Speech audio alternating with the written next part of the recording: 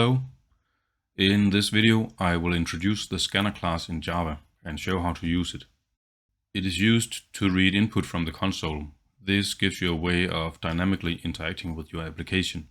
I start by creating a new class. I call it scanner example. Then I create a main method. And then we need an example to work with. I will just read a string from the console and print back out the length of that string. First, I declare the scanner and instantiate it with the argument system.in. This is the source from where the scanner will read. There are other sources available, but that is outside the scope of this video. Notice the scanner is red. I need to import it. I can do that by placing the caret on the red scanner and press Alt-Enter. See, IntelliJ imported the scanner for me. Next, I need to read a line of text from the console. I do this by calling the next line method on the scanner. When running my program, the execution will halt here until I have typed something into the console and pressed enter.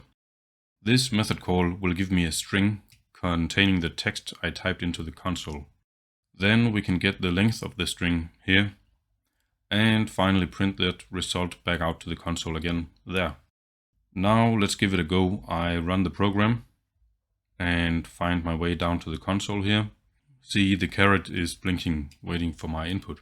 So let me just type in hello world and smack the enter button. And my application responds with the length of the text I just provided.